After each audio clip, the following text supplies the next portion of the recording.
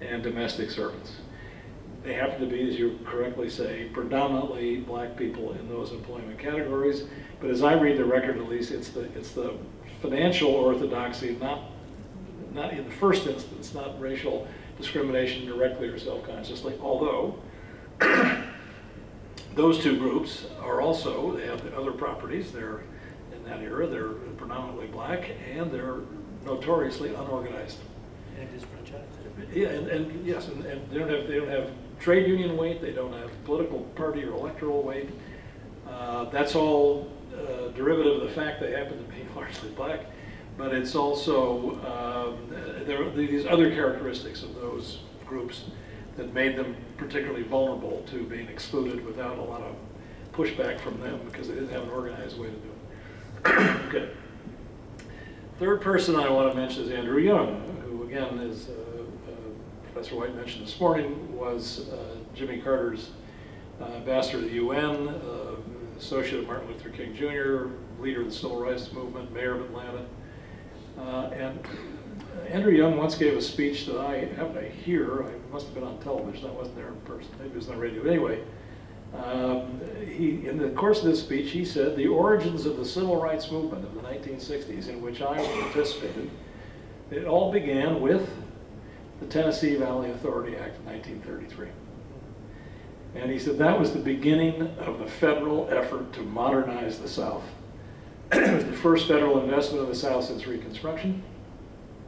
And that's what really set in motion the whole train of events that brings the South more into the national mainstream and modernizes it. And that's where we see the initial impulse that leads to the civil rights movement of the post-war era.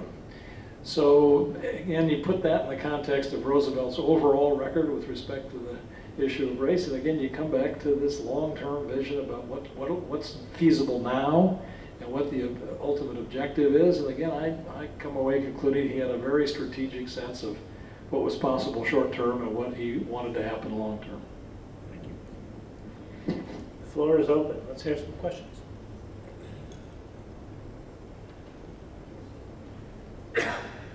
Please.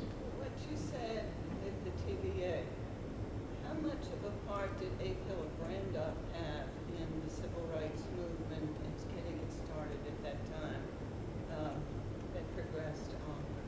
Okay, so I don't know, I'll repeat questions, I don't think can be heard. It's just a question about, again, the deep roots of the civil rights movement and the role of A. Philip Randolph, who was head of the Brotherhood of Sleeping Car Porters.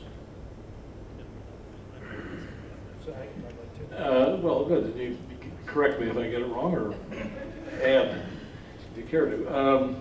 A. Philip Randolph had, to the best of my knowledge, had little or nothing to do with TVA. No, but with the civil rights movement with Roosevelt. Well, the Brotherhood of Sleeping Car Porters was the biggest black union, predominantly black union, maybe exclusively black union at that time. And Randolph had a very prominent leadership position in the national black community. And his most famous appearance on the stage of history in this era was when he came to Franklin Roosevelt in 1941 and demanded two things. He threatened to march on Washington by, it started out 10,000, it was going to be 100,000, it was going to be several hundred thousand African Americans, to demand two things. One, combat roles in the military that was then being formed. Selective Service Act had passed a few months earlier in September of 1940. It was now increasingly likely the United States was going to be at war. He wanted blacks to have equal access to the armed forces, didn't want any discrimination against them in the draft. He wanted them to be drafted proportionally with whites, and he wanted them to have combat roles. That was number one. Number two, he said, I want federal guarantees of fair employment practices in all these defense plants that are now springing up with such speed and all over the place. He got half a loaf. Roosevelt issued Executive Order 8802, which created the Fair Employment Practices Commission, and it did play a somewhat more than nominal role, I'd say. And it's not dramatic, but it's not zero either, in guaranteeing black access to defense plant jobs. And that's part of what occasions the so-called Great Migration out of the South of African Americans to industrial employment in the Northeast and the West. But he did not get, his request for combat roles for black troops was not honored. And by and large, black troops in World War II did not see much active combat, and that was a big disappointment.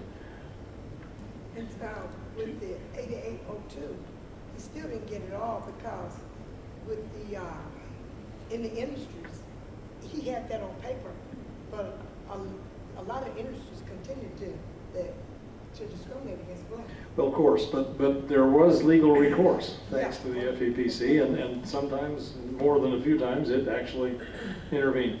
This is maybe a little bit dramatic or even melodramatic, but in the book I speculate, freedom from fear, a little bit, that the Executive Order 8802 might be conceived as a second Emancipation Proclamation.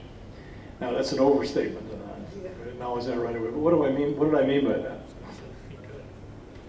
That 8802 is the first piece of federal, it's not legislation, it's an executive order, but the first federal initiative on behalf of the African American community, specifically targeting that community, since Reconstruction, almost 100 years earlier. So it marks a real pivot in the incorporation of the issue of racial equality into the national political agenda in a way that had been abandoned for 80 years.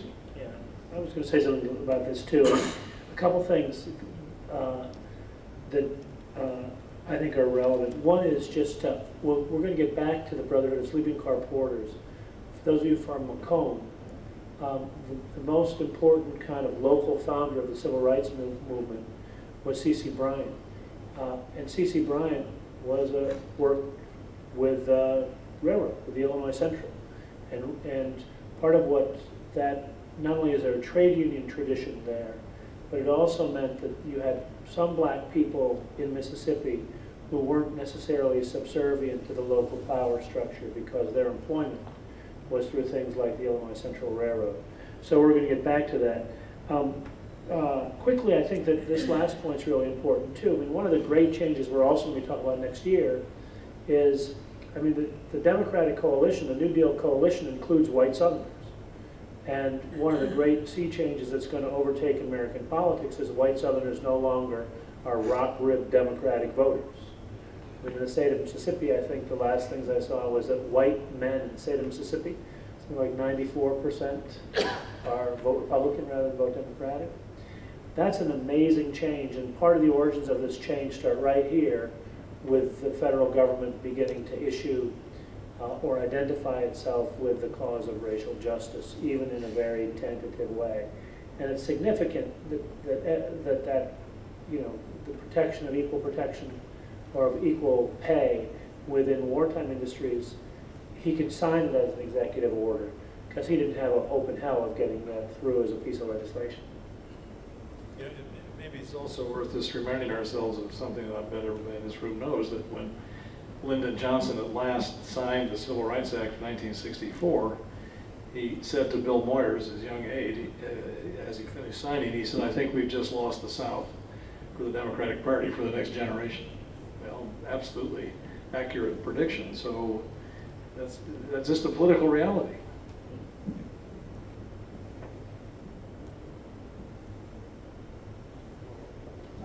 Christy. With respect to the New Deal programs, how are they supposed to benefit women, and in particular black women, because black women really didn't have anything to hold on to? With the FEPC, you mean? With the Fair Employment Practices Commission for War Industries?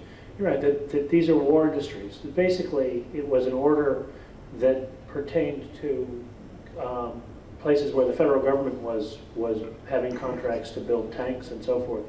And you're right, I think probably that would have had virtually no impact on the predicament of black women at all. That's not true. There were black women war workers, and they fell under the protective umbrella, such as it was, of the FEPC. But to repeat, the FEPC was not as vigorous a body as its successor became in the 1960s, but it wasn't chopped liver either. And there were plenty of black women who left the South and worked in aircraft plants and shipbuilding plants in California and Oregon and Washington, for example. And they did get that protection just as any other defense plant worker did. But again, the point's important. the FEPC mandate applied only to defense plants, only to military production plants. It wasn't generalizable out to the economy as a whole. Come on, don't be bashful.